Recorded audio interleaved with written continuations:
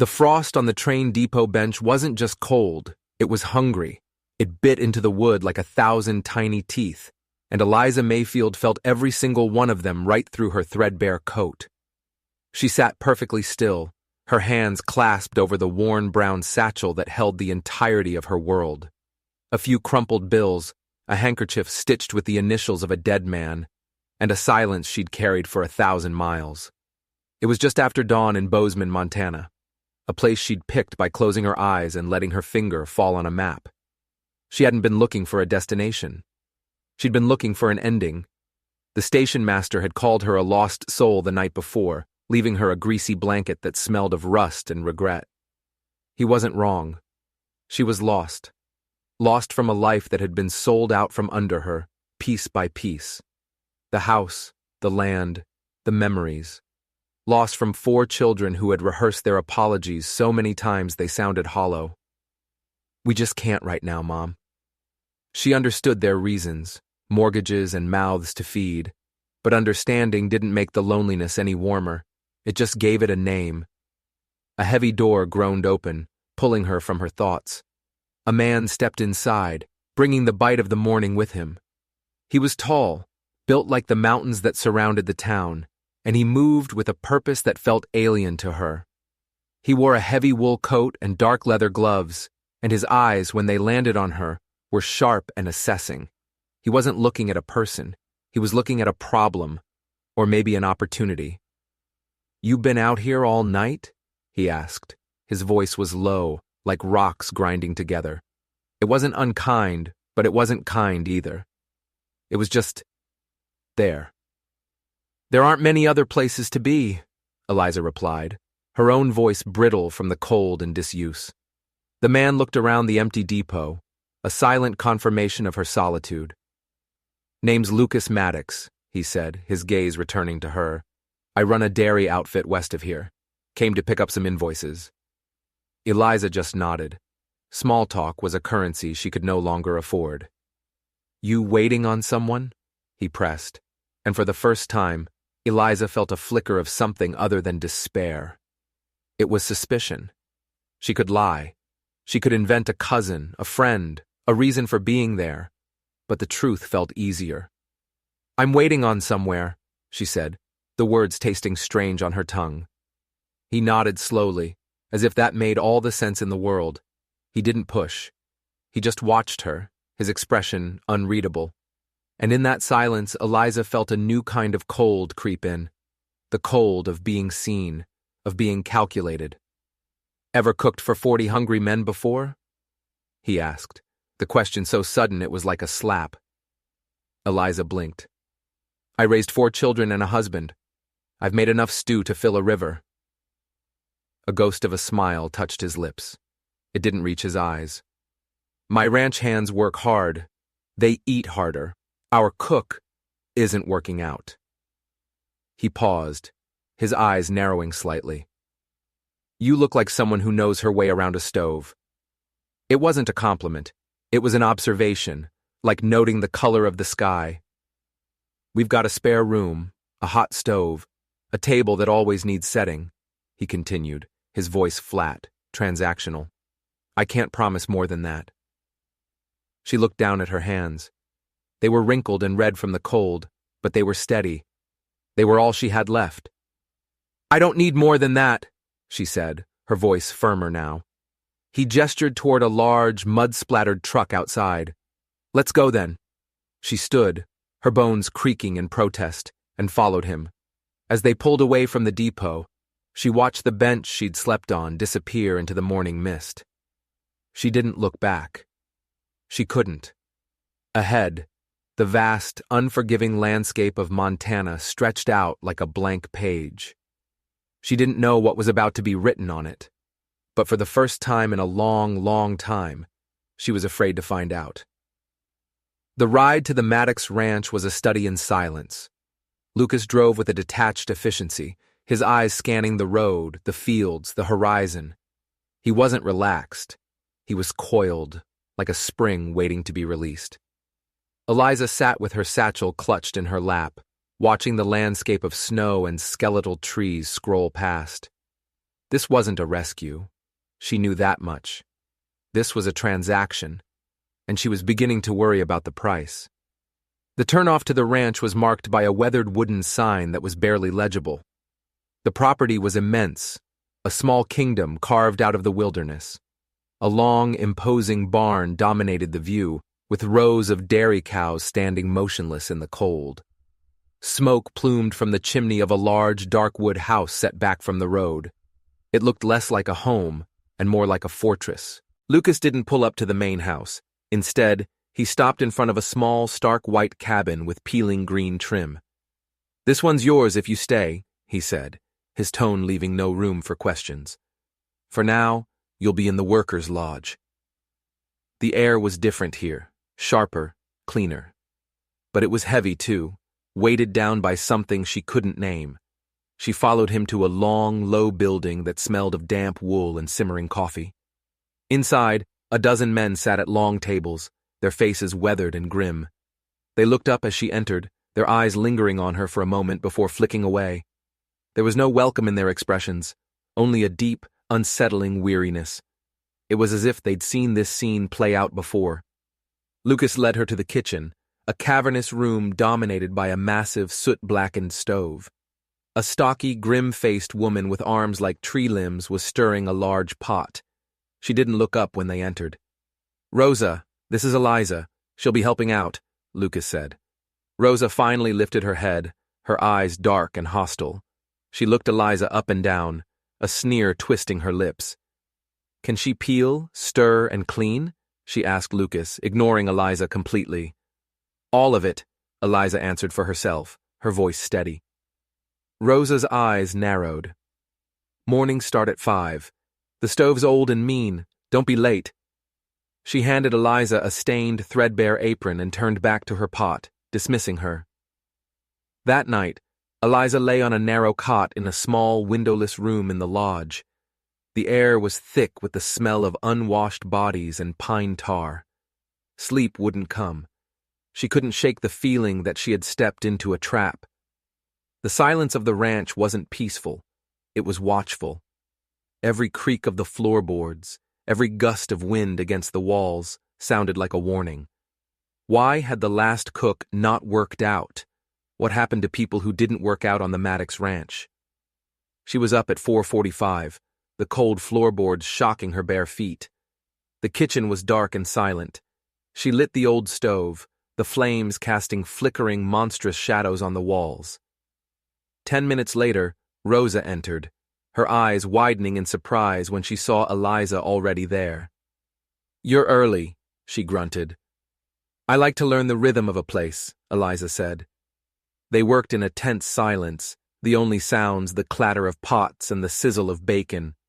The ranch hands ate with the same grim silence as the day before, their eyes downcast. One of them, a young man with a face full of freckles, caught her eye for a fraction of a second. She saw something in his expression. It wasn't gratitude. It was fear. Lucas came in last, as always. He ate every bite of his food, his face a mask of indifference. He nodded once at Eliza before turning to leave. As he walked away, Rosa watched him, her expression a mixture of contempt and terror. Then, she turned to Eliza, her voice a low, urgent whisper. "He never finishes his plate. Not since his parents died." She paused, her eyes darting towards the door. "You shouldn't have come here." Before Eliza could ask what she meant, Rosa turned away, her body rigid. The rest of the day was a blur of peeling, chopping, and scrubbing. Eliza kept her head down, but her senses were on high alert. She noticed the way the men avoided eye contact, the way they spoke in hushed, clipped tones when Lucas wasn't around. This wasn't a ranch. It was a prison. Later that afternoon, a young woman with sharp, suspicious eyes cornered her by the root cellar. Her name was Tessa. "You're the new one," she said, her voice dripping with disdain. "I suppose I am," Eliza replied cautiously. "You won't last," Tessa sneered. "Nobody does." She gave Eliza a hard, deliberate shove, sending her stumbling against the rough wooden wall. "This place breaks people." Tessa laughed, a cold, bitter sound, and walked away, leaving Eliza alone in the gathering gloom. A deep, chilling dread began to settle in her heart. She had traded one kind of prison for another, and this one felt far more dangerous. The next morning, the tension in the kitchen was thick enough to cut with a knife. Eliza moved with a deliberate calm she did not feel, her mind racing. This place breaks people. Tessa's words echoed in her head.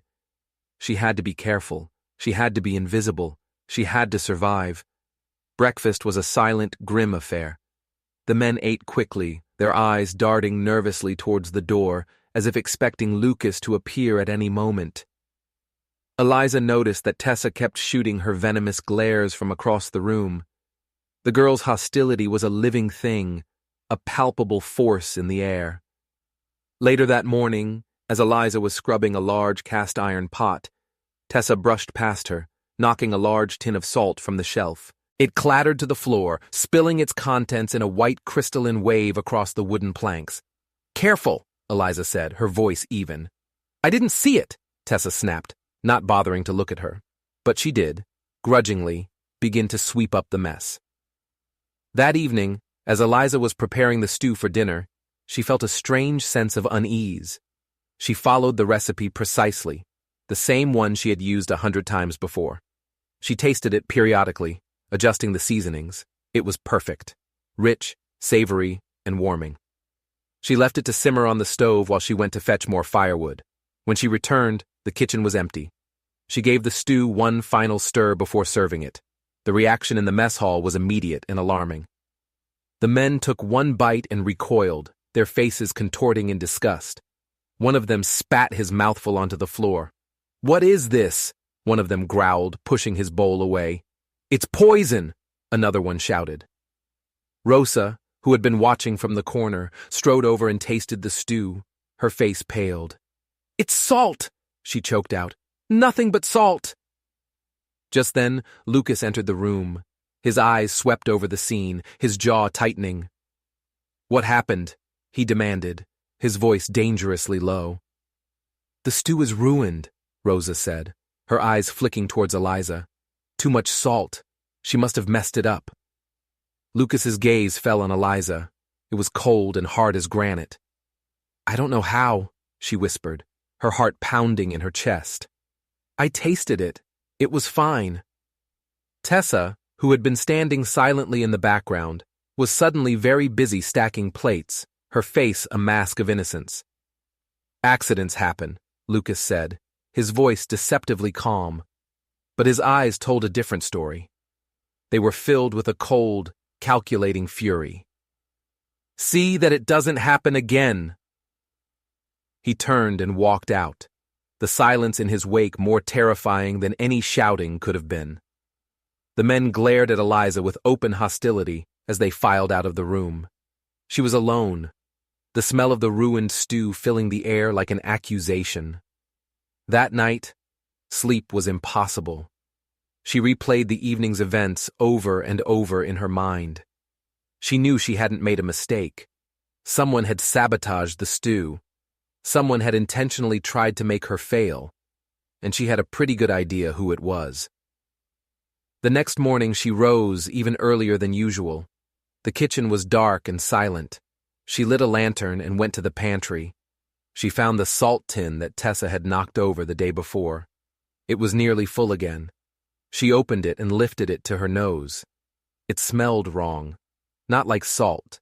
It had a faint, chemical odor. She dipped a finger in and tasted a tiny grain. It wasn't salt. It was caustic soda. Lie.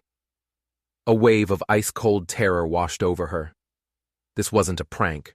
This wasn't just petty jealousy. If she hadn't gone to get more firewood, if she hadn't left the pot unattended, the men wouldn't have just had a salty meal. They would have been seriously ill. Or worse. Tessa hadn't just tried to get her fired. She had tried to poison an entire crew of men to frame her.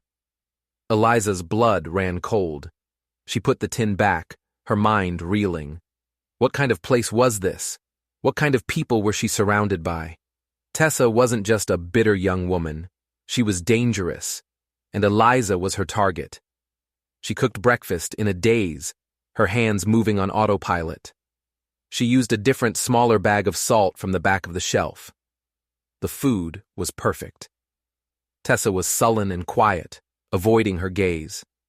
Lucas watched them both from the doorway, his eyes narrowed in suspicion. He knew something was wrong. He just didn't know what. That afternoon, Rosa, with an uncharacteristic look of concern, asked Eliza to deliver some freshly baked bread to a crew repairing a fence on the far side of the property. "The air will do you good," she said, her voice softer than usual. Eliza was grateful for the excuse to escape the oppressive atmosphere of the kitchen. The sun was out, and the snow crunched satisfyingly under her boots. But as she walked, she couldn't shake the feeling that she was being watched. On her way back, her fears were confirmed. She heard footsteps crunching in the snow behind her. She turned, her heart in her throat. It was Tessa. The girl's face was pale, her eyes wide with something that looked like fear. "I have to talk to you," Tessa said, her voice trembling. Eliza stood her ground, her hand tightening on the empty bread basket. "I have nothing to say to you." "You don't understand," Tessa pleaded, taking a step closer. "It wasn't my idea. The salt. He told me to do it." Eliza froze. "He? Who's he?" Tessa's eyes darted around nervously. "Lucas," she whispered, the name hanging in the cold air like a death sentence. "He told me to do it. He said we had to get rid of you." The world seemed to tilt on its axis. Lucas, the man who had rescued her, the man who had given her a job, a home. He was the one behind it all. It wasn't just Tessa, it was him. He wanted her gone. But why? Why go to such elaborate, dangerous lengths? "Why?" Eliza breathed, the question barely audible. Tessa shook her head, tears welling in her eyes. "I don't know. He just said you were a problem, that you didn't belong here. He said if I helped him, he'd look after me." Her voice broke. "I'm so sorry. I was scared. You have to believe me." Eliza stared at the terrified young woman in front of her. She was just a pawn, a tool being used by a man who was clearly far more ruthless than she had ever imagined. The puzzle pieces were starting to click into place. The silent, fearful men. Rosa's warnings. The ranch wasn't just a prison. It was a hunting ground. And she was the prey. A fierce, cold rage began to burn in Eliza's chest, chasing away the fear. They had underestimated her. They thought she was a weak, helpless old woman. They were about to find out how wrong they were. She looked Tessa straight in the eye.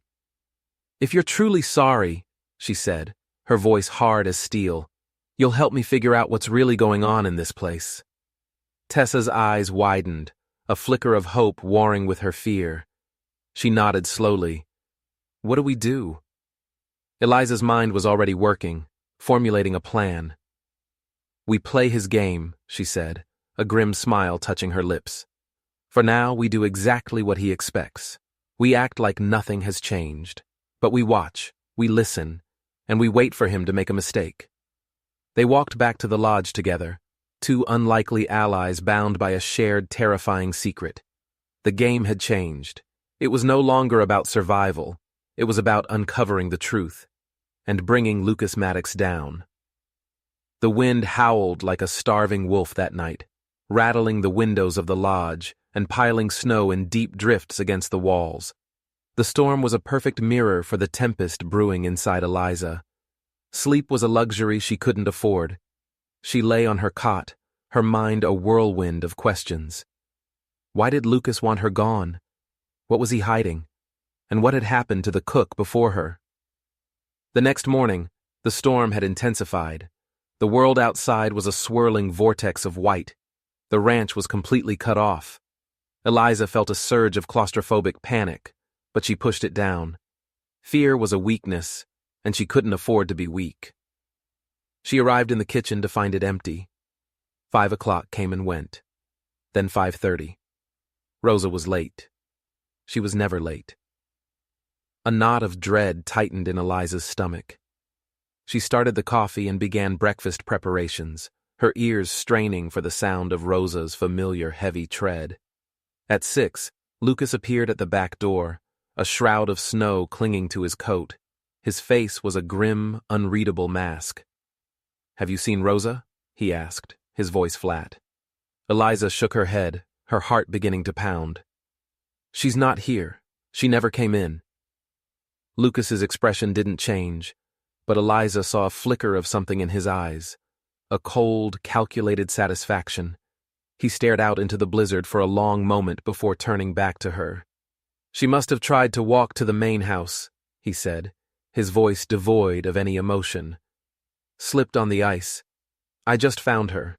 Her wrist is broken. Ribs are bruised. The doctor from town can't get through this storm. She's out of commission for at least a couple of weeks." Eliza stared at him, the lie hanging in the air between them, thick and suffocating. Slipped on the ice. It was too convenient, too perfect. Rosa had tried to warn her, and now she had been silenced. This was no accident. It was a message, a threat. "That's a shame," Eliza said, her voice carefully neutral. "That will leave a big hole in the kitchen." Lucas's eyes bored into hers, a silent challenge passing between them. "Can you feel it?" he asked. "I already have," she replied, turning back to the stove, her hands moving with a steady, practiced rhythm. She would not let him see her fear. She would not let him break her. The day was a long, grueling ordeal. Eliza cooked for 40 men single-handedly, her body aching with exhaustion, her mind racing. Tessa appeared mid-morning, her face pale and drawn. She wordlessly picked up an apron and began to help, her movements jerky and frightened. They worked together in a tense, unspoken alliance, the storm raging outside a constant reminder of their isolation and their shared danger. That evening, after the last of the men had been fed, Eliza found Tessa huddled by the fire, her arms wrapped around her knees. "He did it, didn't he?" Tessa whispered, her voice trembling. "He hurt Rosa." "Yes," Eliza said, her own voice low and filled with a cold fury. "He did." "What are we going to do?" Tessa cried, her composure finally breaking. "We're trapped here with him. He's going to get rid of us next." "No, he's not," Eliza said, her voice ringing with a newfound strength. "We are going to find out what he's hiding. We are going to find proof. Rosa wouldn't have been silenced unless she knew something important." "But how?" Tessa asked, her eyes wide with fear. "He watches everything. Everyone here is too scared of him to talk." Eliza's mind went back to the previous day. Rosa's uncharacteristic softness, her insistence that Eliza take a walk. Had she been trying to tell her something more? "Her room," Eliza said suddenly. "In the main house. He said she's there, injured. He won't be expecting us to go near her. That's our chance." It was a reckless, dangerous plan. The main house was Lucas's fortress, but it was their only option. Late that night, when the lodge was silent and the storm had momentarily subsided, Eliza and Tessa slipped out into the biting cold. The snow was deep, and the wind cut through their thin coats like a razor. The main house loomed before them, dark and menacing. They crept around to the back, to a small window that Eliza had noticed was often left unlocked. Tessa, small and nimble, managed to pry it open and slip inside, her silhouette swallowed by the darkness. A moment later, she unbolted the back door. Eliza slipped in after her, her heart pounding against her ribs. The house was cold and silent. It felt wrong, empty. They tiptoed up the creaking staircase guided by a sliver of moonlight filtering through a high window. They found Rosa's room at the end of the hall. The door was closed. Eliza took a deep breath and pushed it open.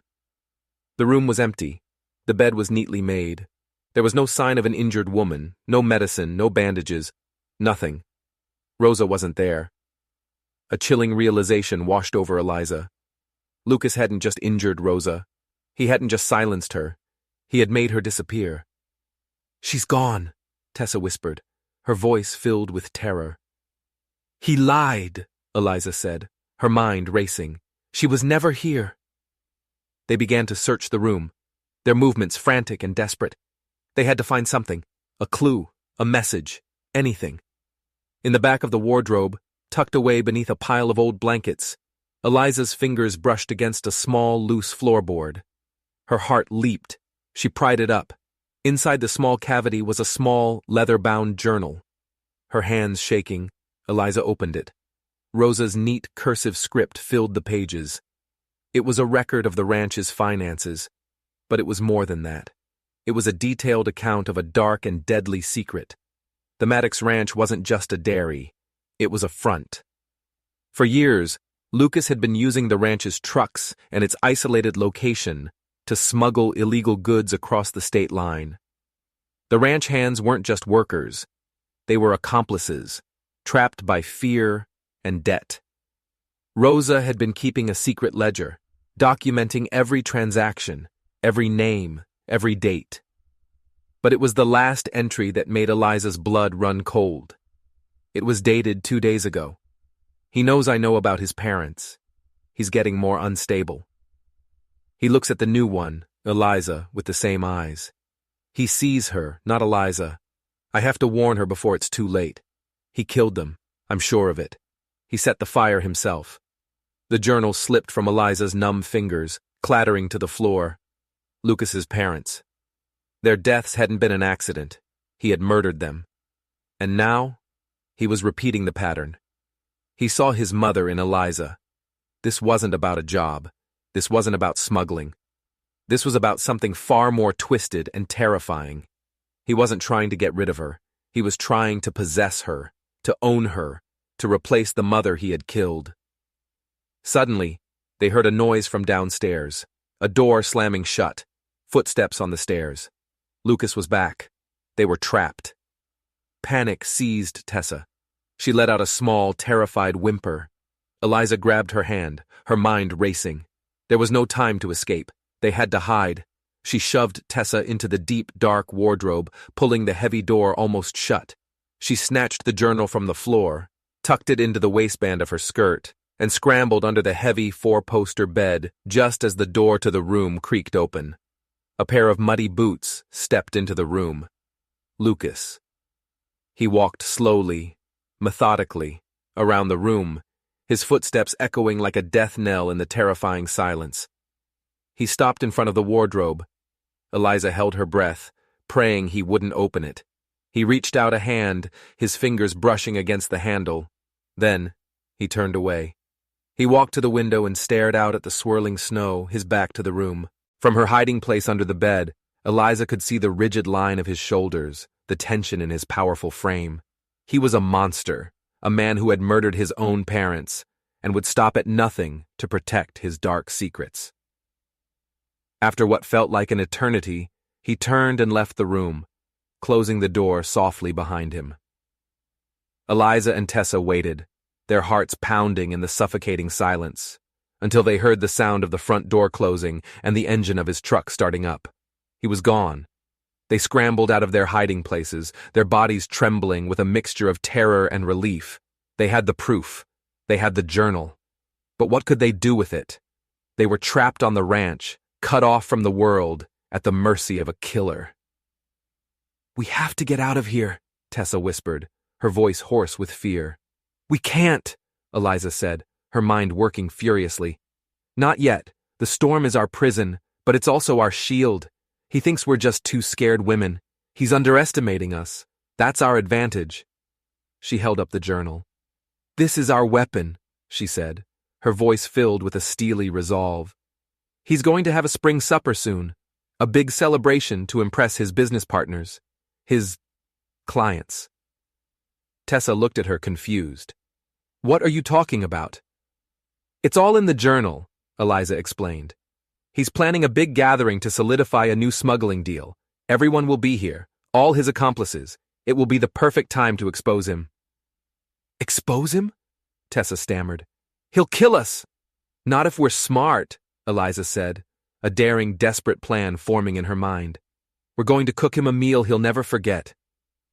The days that followed were a masterclass in deception. Eliza and Tessa played their parts perfectly. They were quiet, subdued, efficient. They cooked and cleaned, their faces masks of docile obedience. They gave Lucas no reason to suspect that they knew his terrible secrets. But beneath the surface, a silent, desperate rebellion was taking root. Eliza studied Rosa's journal every night, memorizing the names, the dates, the details of Lucas's criminal enterprise. She learned that his business partners were dangerous men, members of a notorious crime syndicate. The spring supper wasn't just a celebration. It was a high-stakes negotiation. And Lucas was getting sloppy, desperate. He was in over his head.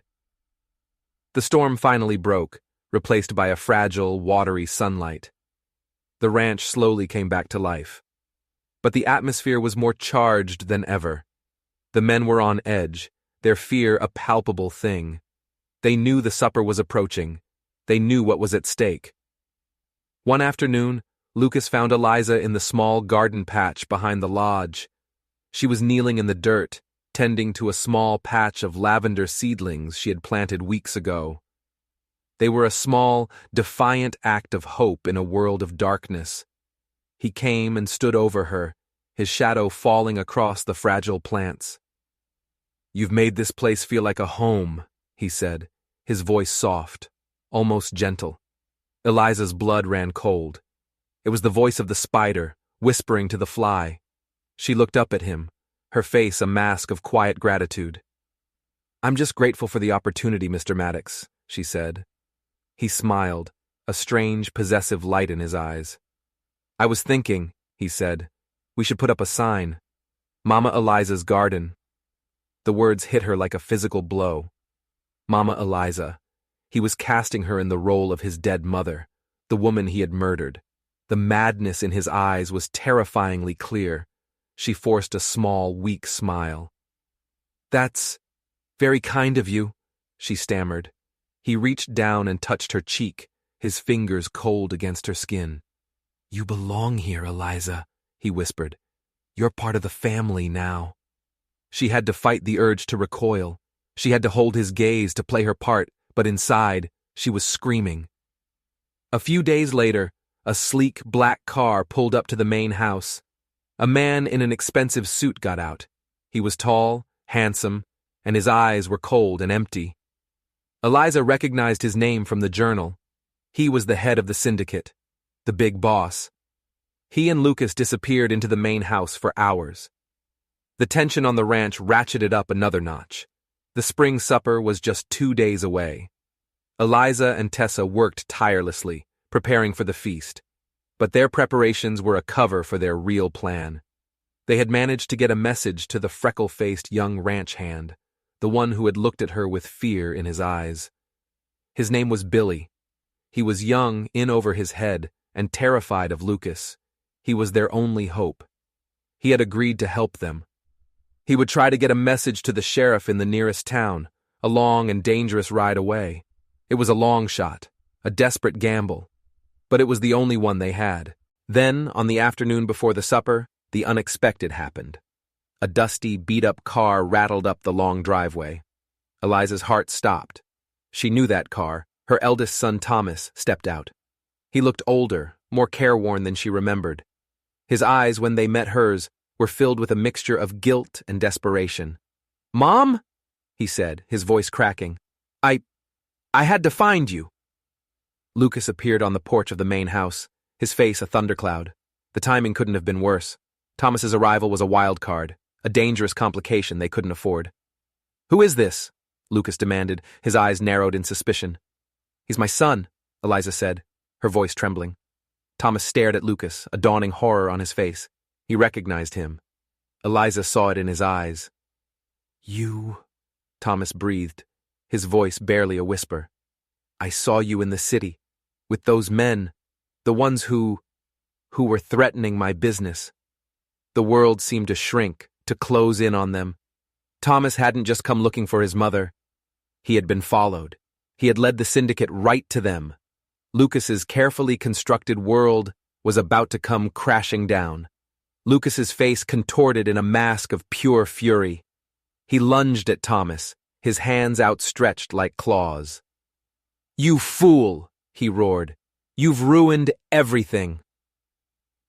The spring supper was a tableau of deception. The long tables set up under the budding elm trees groaned with the weight of roasted chickens, glazed hams, and platters of colorful vegetables. Paper lanterns cast a warm, festive glow over the scene.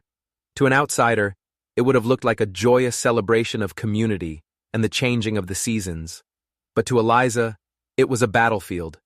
Lucas's business partners, a group of hard-faced men in expensive suits, sat at the head table, their laughter loud and forced.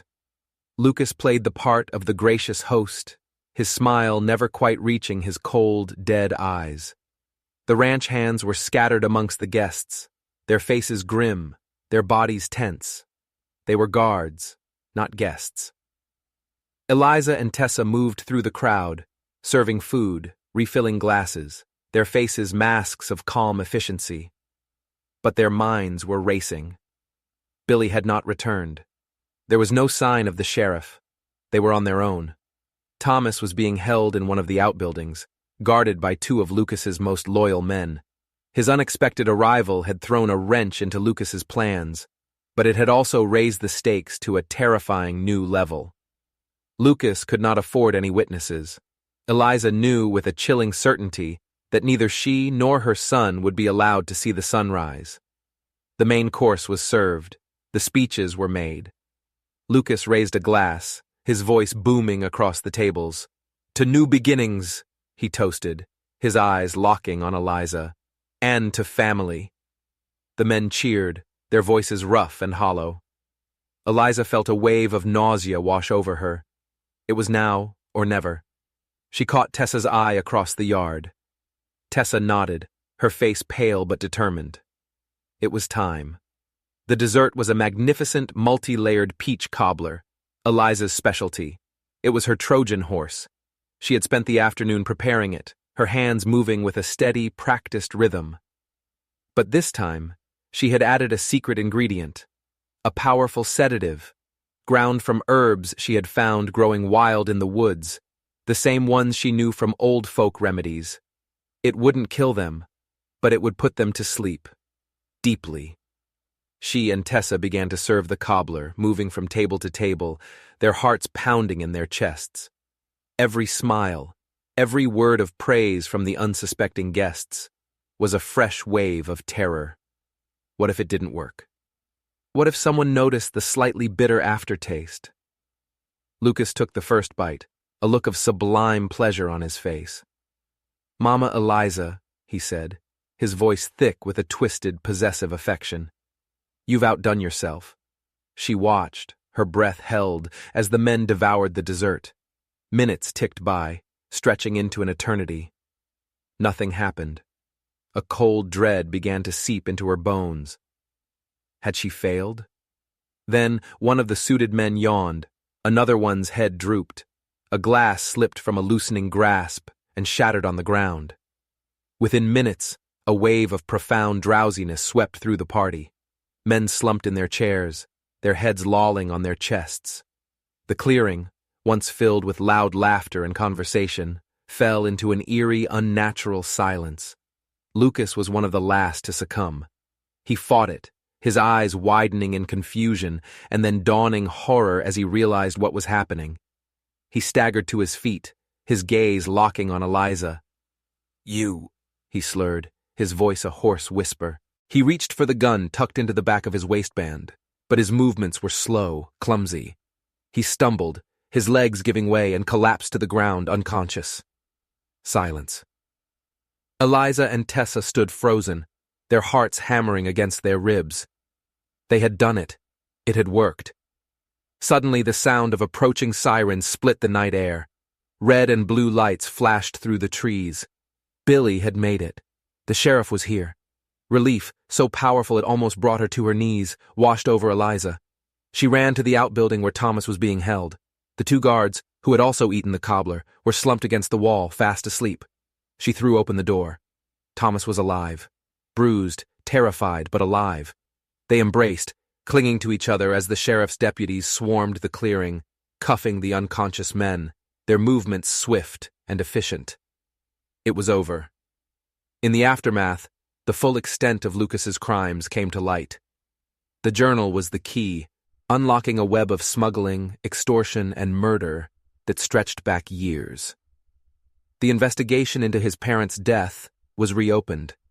The fire, once ruled an accident, was now being investigated as a double homicide. Lucas Maddox, the respected rancher, was revealed to be a monster. The ranch was seized by the state. The syndicate was dismantled. The men who had been trapped by Lucas's reign of terror were given a chance to start over. Weeks later, Eliza stood on the porch of the small white cottage with the green trim. The state had offered it to her, a small gesture of compensation for the terror she had endured. She had accepted. Tessa and Rosa, who had been found locked in a cellar, weak but alive, were with her. Together, the three women had decided to stay, to rebuild, to create something good from the ashes of something so evil. The lavender in the garden was in full bloom, its fragrant purple spikes swaying in the gentle breeze. The sign, Mama Eliza's Garden, still stood, a testament not to a twisted obsession, but to a quiet, resilient strength. Thomas, his own legal troubles resolved, was staying for a while, helping to repair the fences, his hands and his heart slowly mending. He had a long way to go, but for the first time in years, they were a family again. Eliza looked out over the vast, beautiful landscape of Montana. She had come here looking for an ending, a place to disappear. Instead, she had found a beginning. She had faced down a monster and won. She had reclaimed not just her life, but her spirit.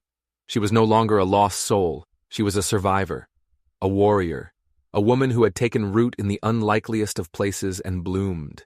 The sun was setting, painting the sky in fiery strokes of orange and gold. It was beautiful, and for the first time in a very long time, Eliza Mayfield felt truly, completely at peace. She was home. If you were captivated by Eliza's journey from desperation to justice, and you want to hear more stories about ordinary people who find extraordinary strength in the face of darkness, then make sure you hit that subscribe button and ring the notification bell. You won't want to miss what's coming next.